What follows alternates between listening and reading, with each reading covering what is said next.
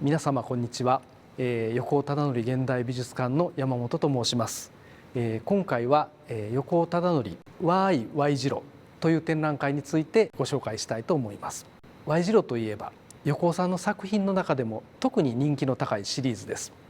最初に描かれたのは2000年で、それからもう20年以上ずっとライフワークのように、全部で150点ぐらいの作品が、作られています。そこから今回は2000年から2005年の本当に最初の頃の Y 字路と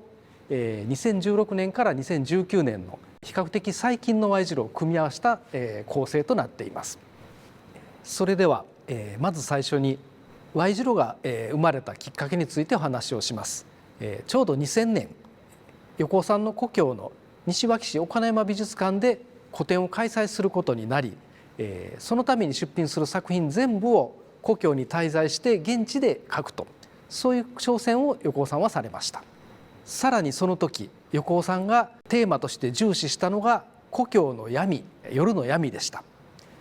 横尾さんは東京に住んでましたので、東京だと夜中でも結構明るかったりしてですね、眠らない街みたいな、都会はそんな印象があるんですけども、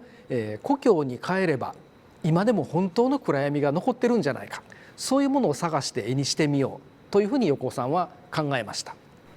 インスタントカメラを持って夜の西脇に出かけては撮影するということを繰り返します。そうするとですね、ある時、面白い写真が撮れたわけですね。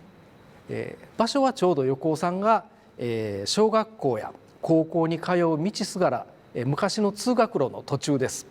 椿坂というところなんですけれども、昔よく通った模型屋があった場所、そこに行ってみると残念ながら模型屋はもうなくなってて、その後ろのモルタルの壁が白くこう露出してたんですけども、何の気なしにそこの三叉路の真ん中に撮ってパシャッと、写真を撮りました。夜にストロボを焚いて写真を撮りますから、ストロボの光が届く真ん中の建物は白飛びして明るく撮れてるんですけれども、左右の奥に伸びる道は暗闇に沈むという非常にこう印象的な写真が撮れた。これは面白いなと思った横尾さんは、この Y 字路の夜の景色を写真に撮って絵に描くということを始めます。それとこの Y 字路っていうモチーフの特徴なんですけれども、目の前で道が2つに分かれていますので、絵の前に立つと、右を選ぶのか左を選ぶのか、何かそういう重大な選択を迫られるような感じがします。なんかそういった魅力が相まって、ミステリアスな Y 字路っていうのは非常にこう人気なのかもしれません。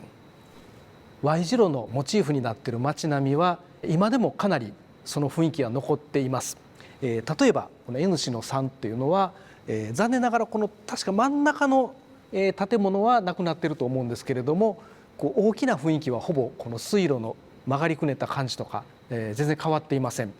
特にこの場所は西脇市内の中でも古い建物がいっぱい集まっていまして、もう少し奥に行くと岸家住宅っていう、非常にこう、言われのある住宅があったりします。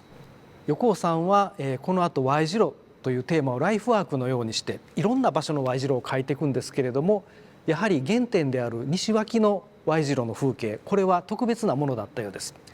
とりわけこの N 氏の2という場所は本当に何回も繰り返し描いていまして、一種の定点観測のように感じられます。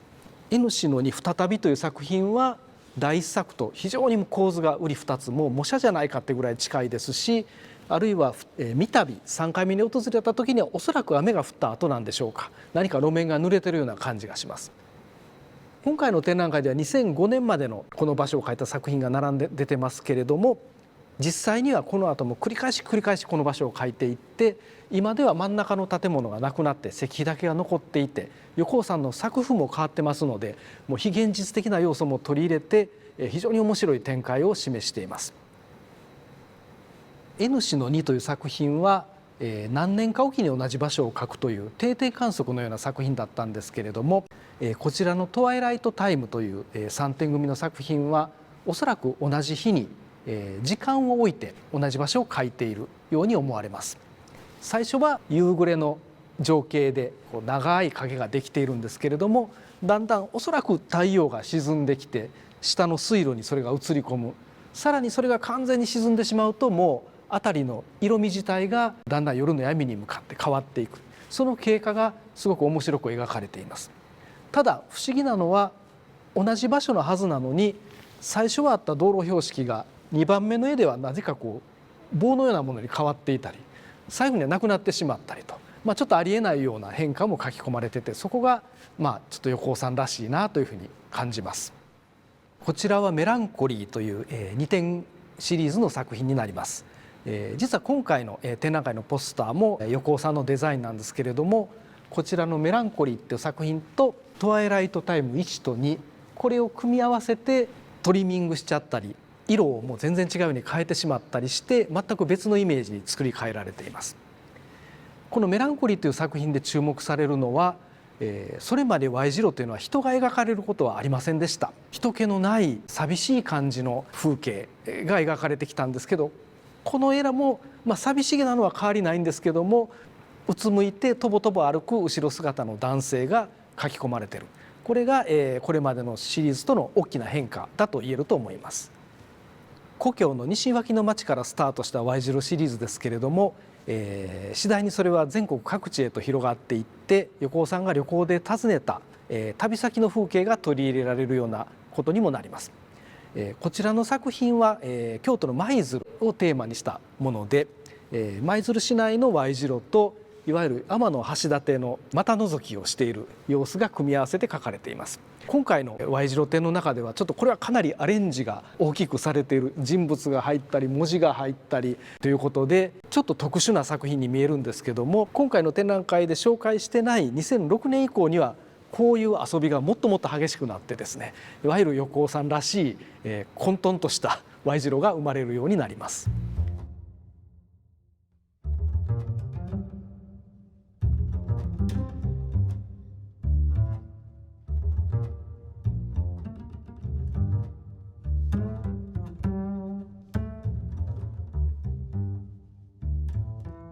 まずこちらの正方形の作品に注目していただきたいんですけれども、右下に2001年9月11日という日付が書いてあります。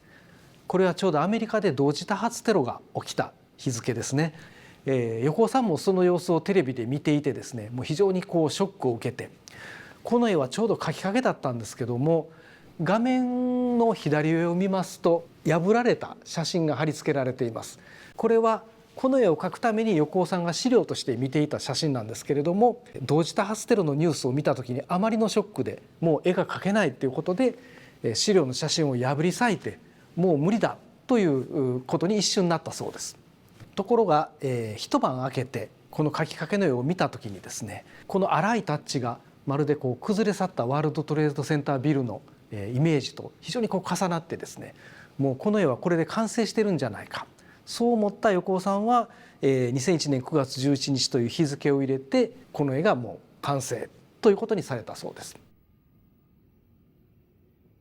この作品は本当は白黒のモノクロームの画面に赤いバラが描き入れられているんですけれども、ここでは赤い壁に赤い照明を当てて、まるで赤い絵であるかのように見せかけて展示をしています。この絵が最初発表されたのは2001年、もう今はなくなってしまいました東京の品川にあった原美術館での個展の時でした。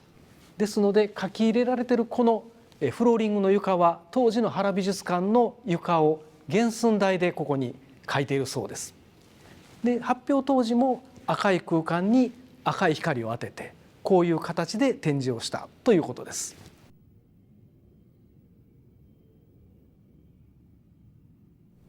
最初は、Y 字路を写した写真を忠実に模写するということが、基本だったわけなんですけれども、どんどん画面も大型化し、横尾さんなりのアレンジが加わった作品が目立ってきます。こちらの作品「暗夜航路光と闇の帝国」では、画面の右半分は、赤い闇ですね、暗闇じゃなくて赤い闇で、画面の左半分は逆に昼間の光に照らされてありえない2つの別々の空間が合体しているという、そういう作品になっています。Y 字路作品の面白さの一つは本来全く別々のところの写真を持ってきてそれがあたかも一枚の画面に共存しているように描かれることで、何か不思議な空間のねじれのようなものが生まれる、それが一つのポイントではないかと思います。普通はですね、こういう既存の壁に対して仮設の壁というのは90度直角に出すのが基本形なんですが、今回の展覧会ではあえて少し15度傾けてこういう鋭角になっている部分があります。これは Y 字路という作品が持っている何か別の空間同士がぶつかって空間がねじれているような、そういう感じを表現できたらなという意図によるものです。明らかに他の作品とちょっと雰囲気が違う絵が3点展示されています。これはやはり2001年に原美術館で横尾さんが個展をした時に出ていた作品で、それぞれキリコとユトリロとマグリット、横尾さんが興味を持つ近代絵画の巨匠たちの作品を模写して、で途中で未完成でほったらかしているという、そういうものです。原美術館ではこれらはイーゼルに立てかけて、あたかもさっきまでマグリットがここで絵を描いてたのかなみたいな感じで展示をされました。あと普通はこんな風な展示をすると怒られるわけなんですけれども、これは横尾さん自身のアイデアで Y 字型にして展示をしているということです。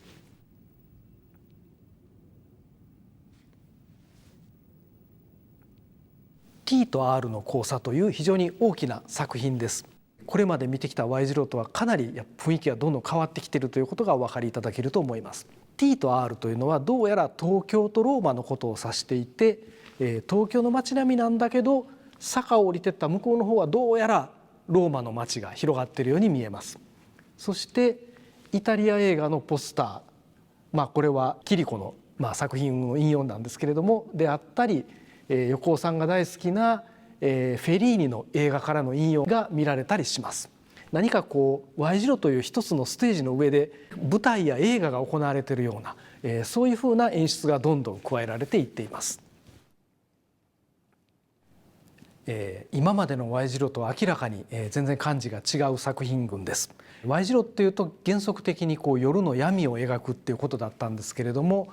ここではどうやら昼間でのようですし、色がすごいですね。もう現実にはありえないような配色で描かれています。こういうカラフルな Y 字路っていうのはこの時期2002年のこの時期だけに見られるちょっと特殊な作品群だと言えます。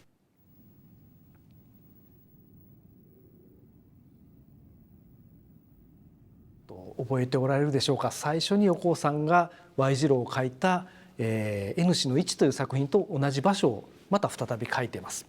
横尾さんに話を聞きますと、この模様みたいに見える水玉は実は現実にあったものだと。実はこの時雨が降っていて、そこでストロボをパッと焚いたら雨粒にパパパパッと反射してですね、こういう写真が撮れたそうです。だからこれはリアリズムなんだと言われました。こちらの作品は2004年に横尾さんが宮崎県立美術館で個展を開催した時に公開制作ですね、お客さんが見てる前で描かれた作品です。実は横尾さんっていうと公開制作をよくするってイメージがあるんですけれども、本当に久しぶりに公開制作をやってみたっていうのがこの作品でした。これ見ますとですね、公開制作で描いた絵っていうのは丁寧さよりはどっちかというと勢いを重視するというか、荒っぽくても面白い絵というのに走る傾向が強いんですけども、非常に丹念に描かれています。実はこの時台風が宮崎を直撃してですね、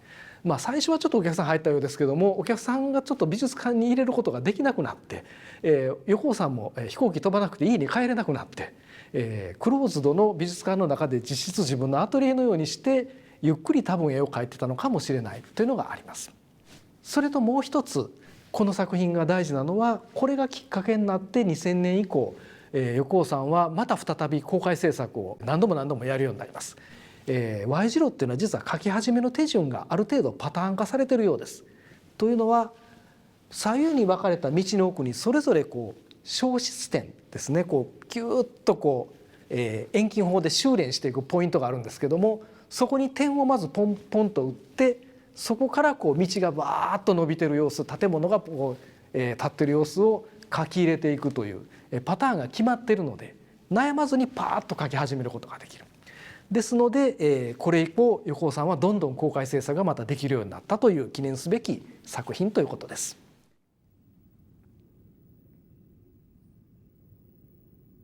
こちらの作品はどんと年代が飛びまして、2018年から2019年にかけて描かれた Y 字路の中では一番新しい作品群ということになります。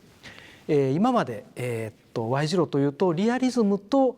非現実の間で横尾さんが行ったり来たり、揺れ動いてるっていう説明をしましたけども、もうこの最近の作品になりますともう完全に非現実の方に振り切れてしまっていて、もう何でもありになっているというのがよく分かっていただけると思います。場所は記念すべき第1号の N 市の位置が描かれた椿坂なんですけれども、真ん中の家がどんどんこう傾いてですね、もうなんか軽業師みたいな人にジャッキアップされたりとか、もうむちゃくちゃな状況になってます。で現実に見えるその景色だけじゃなくって、B29 が上空を飛んでたり、戦後の昭和の風景を連想させる少尉軍人の方がいたり、進駐軍がいたり、なぜか古代メソポタミアの王様であったギルガメッシュがいたりって、もう何でもありっていう感じになっています。ただ言えるのはやっぱり故郷の大事な風景と横尾さん自身がなんとなく経験した戦中から戦後にかけての戦争の記憶っていうものが重なり合ってるんだなということはよくわかります。今でもこの場所に行きますとこの通りの風景が残っていて、家は傾いてないんですけれども N 市の位置の通りの景色なんですけれども、ちょうどこの作品開店する家を横尾さんが発表した時にですね、横尾さんの発案でこの建物の持ち主と交渉して、この絵の通りに建物を黒く塗ってしまいました。ですので、その建物も横尾さんの作品のような扱いになってます。横尾忠則 Y 字路展、いかがでしたでしょうか。もともとこの展覧会は、2020年に計画していたものでした。最初の Y 字路が描かれたのが2000年ですので、2020年はちょうど Y 字路生誕20周年という、切りのいい年だったわけなんですけれども、残念ながらコロナ禍によって、展覧会が開催できなくなって、4年越しでようやく実現することができました。初期の Y 字路がこれだけ並ぶというのはなかなか珍しい機会です。この貴重な機会にぜひ多くの方にご覧いただければ嬉しいなと思っております。